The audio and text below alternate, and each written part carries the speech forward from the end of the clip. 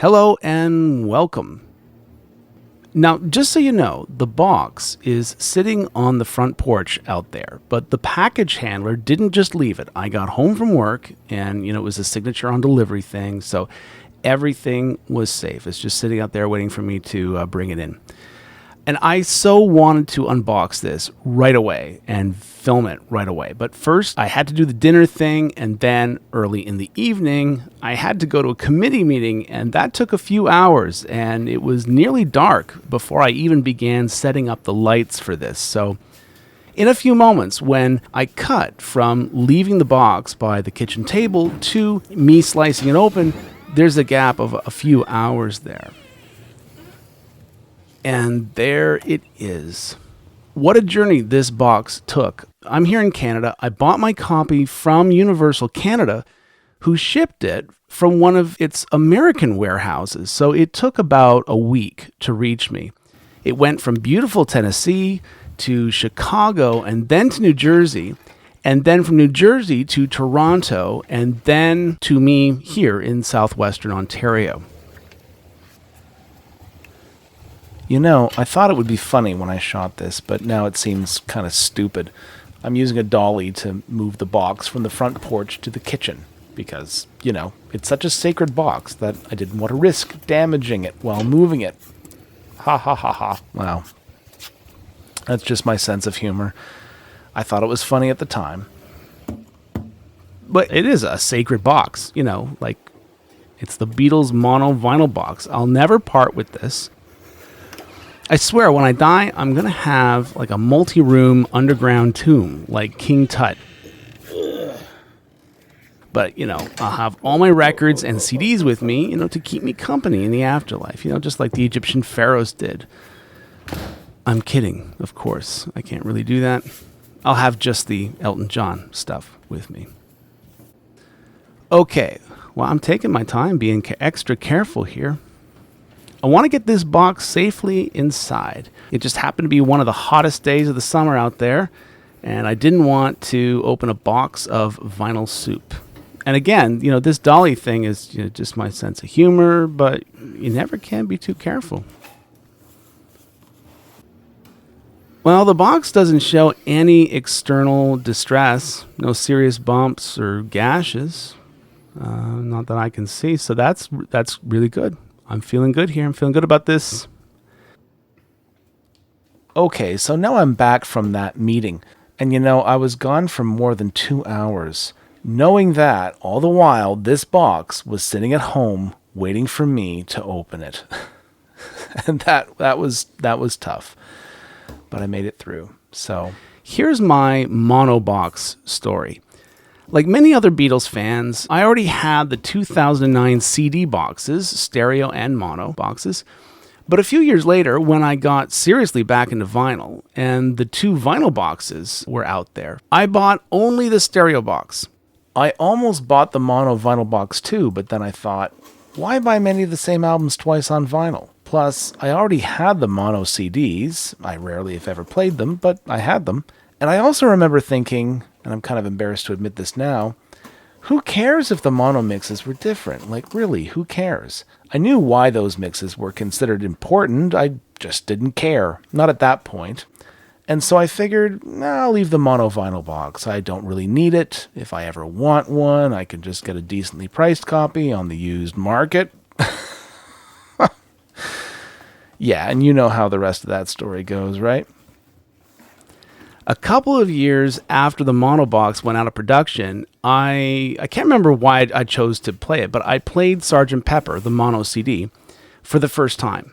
And that was my first time hearing Sgt. Pepper in mono. And it sounded like almost a whole other album to me. And very quickly, I grew to love the mono Pepper more than the stereo version. And I thought, Matt, it'd be nice to have this on vinyl. Why didn't you just buy the mono vinyl box too?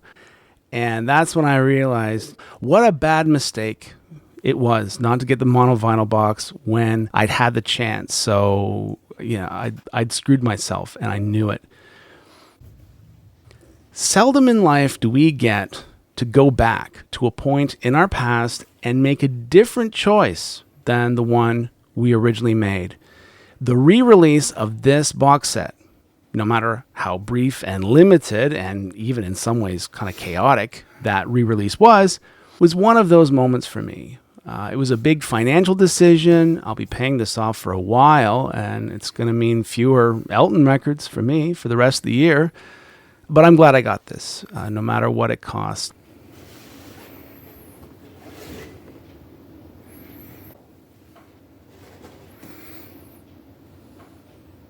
Here we go.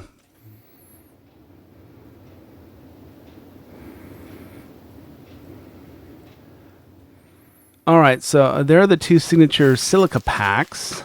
I say signature because, how many times have we seen those in other mono box unboxing videos? They're kind of legendary now, so I'm definitely saving those.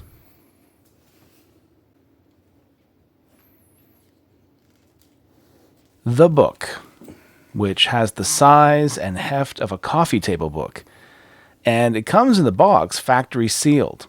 It's one of only two items in the box that's truly factory sealed.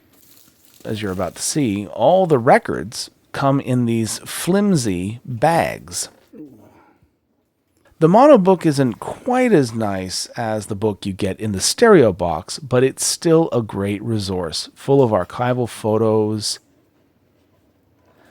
the Pepper uniforms. Paul's has always been special to me because he wore an Ontario Provincial Police shoulder patch. And as it happens, I come from a family of OPP officers. And the OPP shoulder patch design that we see on Paul's coat was the same patch design that I remember from my father's uniform when I was a kid. It still blows my mind, actually, that Paul had one of those patches on his Pepper uniform. Really, really cool. So yeah, it's a great book to have. It has scans of master tapes, master tape boxes, tons of rare photos, all the kinds of stuff the collectors like, the level of collector that would buy this box anyway. And you can't get this book anywhere else. You have to get the mono box to get the book. All right, Please Please Me. Sounds so much better in mono than stereo.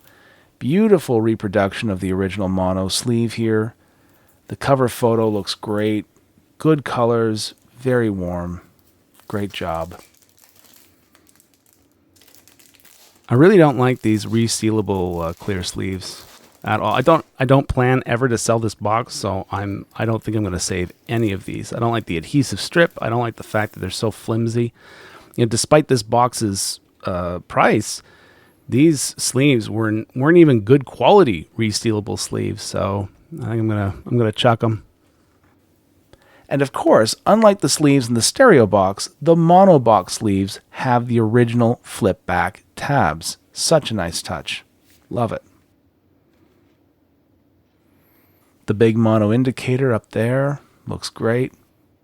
Someone on the Hoffman forums observed recently that for this particular style, Please Please Me sleeve, apparently the Angus McBain photo credit down there in the lower right corner isn't in the correct place. It's supposed to be a little further left or right. I don't know. Is that true? The pamphlet. Each original title in this box gets one of these, and they contain notes about mastering and tape sources, all stuff that's good to know. Let's take the LP out of the sleeve. Each one comes in a nice polylined inner. And there's that black and gold label. I gotta say, these look really terrific on a turntable. Just a great label design. I'm glad they reproduced that just for the Please Please Me LPs because it just makes these pressings, they're new pressings, but they look historically accurate. I'm checking the runouts here. HM, as in Harry Moss? I'm guessing. Why would his initials be in the runouts for these? He didn't cut the lacquers for these, obviously, but maybe that was some kind of tribute. And there's Miles Shoal's indicator, of which I couldn't get a clear shot for long, unfortunately, but he's the one who cut the lacquers for these. And I'm pleased to say that my copy of Please Please Me doesn't seem to have the tracking problem on side 1, track 1 that many copies of Please Please Me from the 2025 boxes have. My copy's record isn't perfectly flat, it's flat enough, but the stylus and arm track the groove just fine, so I'm really glad to see that. I'll put the record back now.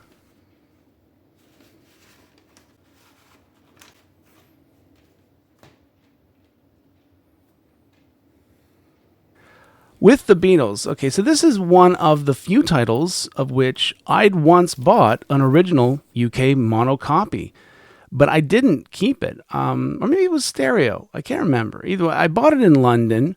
This was during my second summer in England. It was about maybe 10 years ago. And I sent that copy as a gift to my Uncle Marty and Aunt Donna in Montreal because they're big Beatles fans. So I bought it and I sent it to them. I gave it away as a gift, but I held an original in my hands once for a little while anyway. Okay, A Hard Day's Night. So a lot of these 2025 boxes shipped with a very conspicuous gash mark in the first track on side 2 of A Hard Day's Night. Even Andrew Milton, Parlogram Andrew, his copy had one of those gash marks. Poor Andrew. You'd think that the Beatles gods would have smiled on him a bit more than that. But no, he got one with the gash. So I'm going to check my copy here and see if I'm among the unlucky ones who got one of those.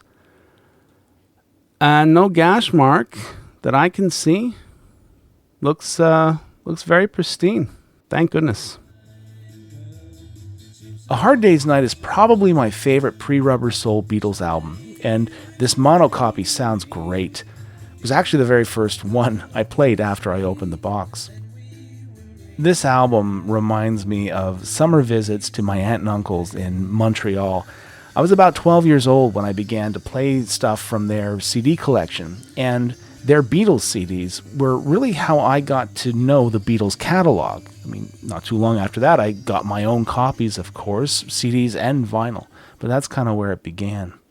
I'd have played those songs a little louder, but you know YouTube filters and what happens when you play any Beatles stuff, so. Ah, that piece of foam. As legendary as the silica packs are. But the foam is a pain in the ass, as you'll see later on. Beatles for Sale. This one I may never play. It sounds so much better in stereo. Lovely sleeve, though. Really nice. All right, Help.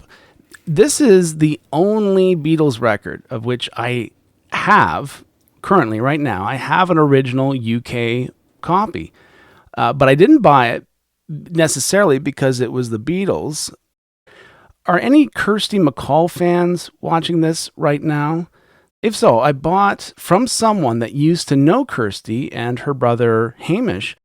I bought Hamish's copy of Help, which would have been the copy that Kirsty used to borrow from her brother when she was a little girl. And if you're a big Kirsty fan, you'll have read in the various books published about her that her brother's Beatles records were how she first became interested in popular music, you know, when she was a little girl, or at least was a big part of how she became interested in music. So I have that record, but it's part of my Kirsty collection. It's not really part of my Beatles collection.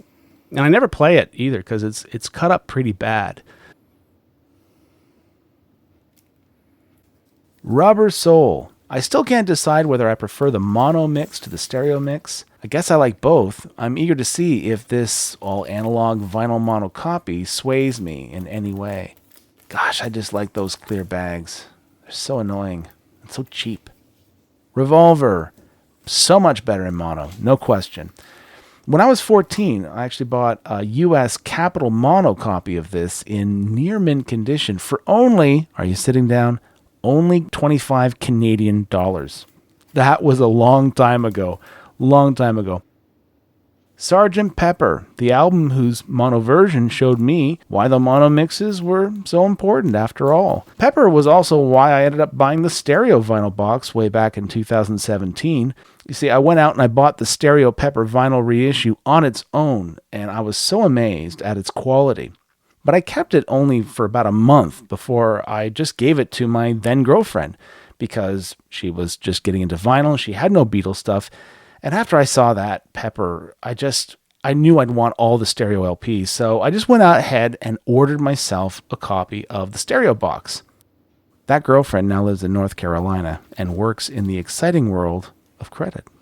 So if you live in North Carolina and you have a lot of debts, pay them. Let's take this out and look at the sleeve. Beautiful. Really beautiful. And unlike the 2012 stereo copy sleeves, the mono sleeves have the flip back tabs inside the gatefold. And there's Paul's OPP badge again. Love you, Dad. Love you, Grandpa. You get the cutout insert. It looks rather dark here compared to some of the originals I used to have. And a repro of the original inner sleeve. And I spotted on this what is clearly, I think, moisture damage. But, I won't complain. I'm so lucky that I got one of these at all.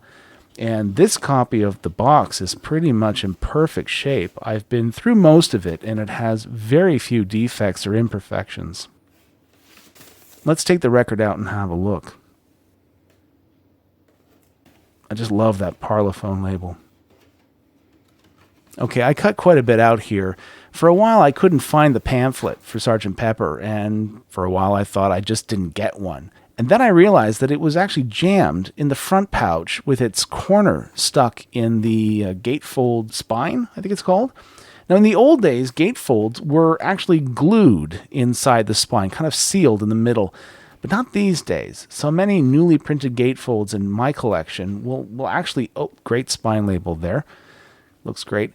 Will open when you pinch the sleeves, from top to bottom. It wouldn't be such a big deal, but sometimes when you have the sleeve open completely, items in one pouch will slide into the other, and then you can't close the sleeve properly, and booklets and posters get damaged, and it's such a pain.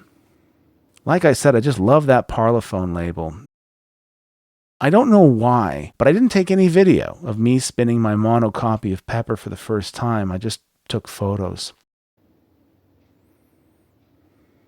It sounds great. I prefer the mono Pepper to the stereo Pepper, of course. And as John Lennon himself once said, reportedly anyway, you haven't really heard Sgt. Pepper if you haven't heard it in mono. Magical Mystery Tour. I love this album. This copy should have the Los Angeles typo in the lower left corner of the back. And yep, there it is. One of my favorite tracks from this album is Blue Jay Way. Still a very underrated track, I think. Like the stereo copy, this mono copy is heavy.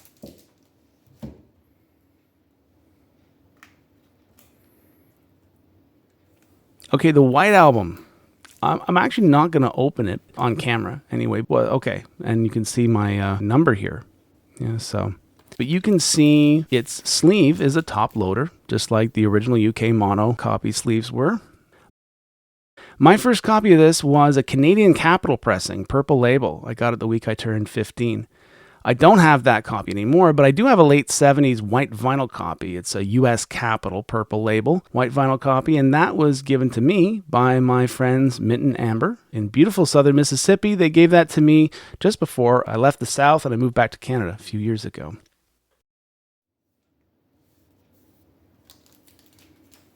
Hey, where's Abbey Road and Let It Be? Just kidding. I know they weren't mixed in mono. I'm going to get comments about that anyway. Mono Masters, the only other item in the box that's factory sealed. I might just keep this sealed. Well, no, I'd like those. I'd like to hear those Yellow Submarine songs in mono and on vinyl, so I think I'm going to open it. Okay, so I guess I'll begin putting everything back. At the time of recording this voiceover, it's Friday, so I took today off work for this. I couldn't actually... the tracking suggested that it was going to arrive today, not late yesterday. But I took the day off work for this, and by the time this episode uploads, I'll have spent the weekend playing these beautiful records. And life is so good. How did Billy Joel once put it? I'm going to listen to my 45s, and it's wonderful to be alive when the rock and roll plays. And yeah, you nailed it. It is wonderful to be alive. And the Beatles are wonderful. Life can be a bit of a sandwich sometimes, maybe even a lot of the time. But we'll always have music. The music we love to play and to collect and get excited about. You know, it's all a big part of what keeps us going.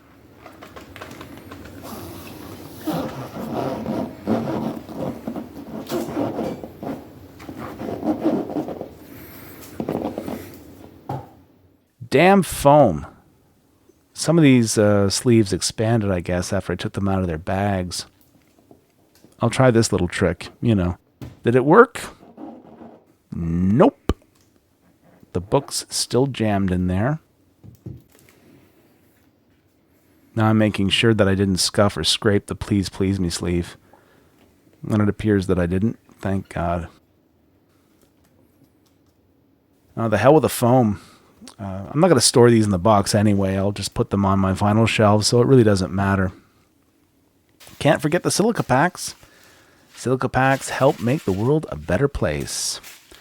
And yeah, ain't it wonderful to be alive when the rock and roll plays? Hell yeah.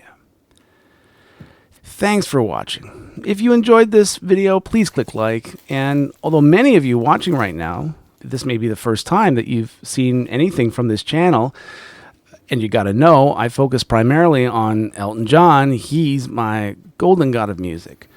But you may wish to subscribe to the channel anyway. We have a nice, friendly family of people here at this channel, and I do cover non-Elton records from time to time. I think the last one was back in April. It was the Smashing Pumpkins, Siamese Dream reissue. And I have some more non-Elton stuff coming up this summer and fall. So, you know, I do mix it up sometimes. It's a lot of Elton, but I do mix it up. Take care, mes amis. Take care. And I'll see y'all again real soon.